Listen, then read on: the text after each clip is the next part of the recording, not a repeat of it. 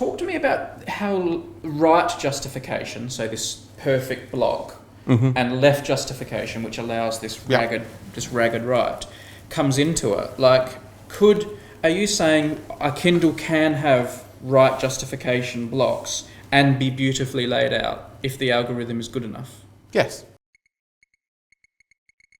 The problem you have in terms of lengthening out, if we go back to what we had originally, so if we put this line has... Okay, yeah, I'll sort that out for you. This is what I call the Brady debacle layout. Yep. All right.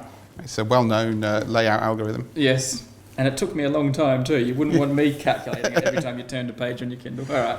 So if we wanted to make this fill the width of the page, I mean, we've got an obvious problem with line 2 in that we've only got one word on it. But for line 1, we could make it fill the width of the page to make it what we'd call fully justified. And the way we do that is we can just move the characters out and increase the spacing between. So we make the spaces bigger. And increase the spacing of these? So we could do that, but I think in this case, it's getting to the point where it's really not pleasant to read. There's insufficient characters and insufficient to get a nice layout. So we'd probably have to leave that, or we might decide to move has down and so on. So we can adjust the spacing between each characters. We can adjust the spacing between the words. How about this one? How about this one, Steve? What do you think?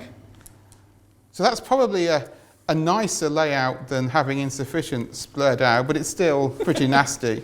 So I mean, these are problems that they had in newspapers. In that when they were laying out newspapers, they would come across this problem. When they had the hot metal. Well, even these days with desktop publishing. But the advantage they have there is because knowing they're doing it once, they can see that there is a problem here, and they can think, well, actually, this line has insufficient length. It's never going to break nicely. Let's add an extra word in or change it. Steve, there's one thing we haven't done yet that I'm sure all the viewers are going to be screaming at the screen, and I'm sure you're about to ask me about it, but I'll preempt. What about doing this and putting in a hyphen? Where would the hyphen go? Down this side? It'd be on the side here. Oh, there we go. What about that?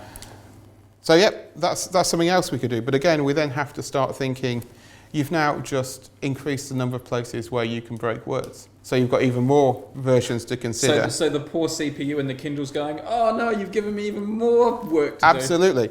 And also there's an even bigger problem now in that if you're not careful when hyphenating things, you can have unintended consequences. When you try typesetting, this line has insufficient length therapists. Therapists. Let's go. You're probably going to have to steal an H. Let's steal an H from there.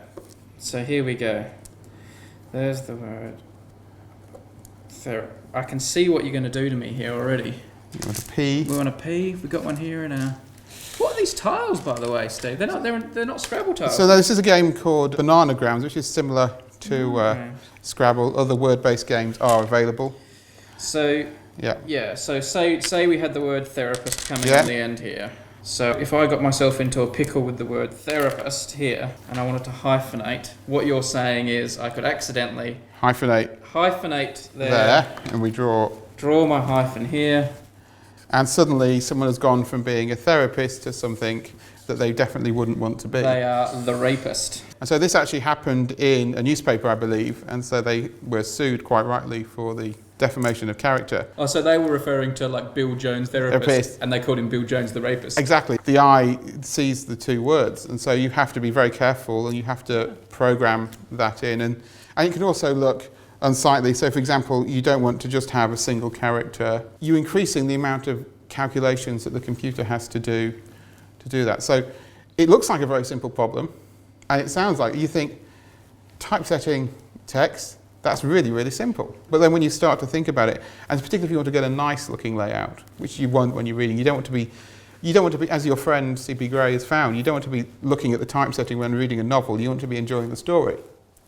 And so it's something that disappears into the background, but it's actually quite complicated for the computer to do. We should give the Kindle less of a hard time. I think so, It's working harder than we think. Yeah, I think so. All right. I can tell you my friend won't be convinced, but it's interesting, and I have new respect for what my e-reader has to do.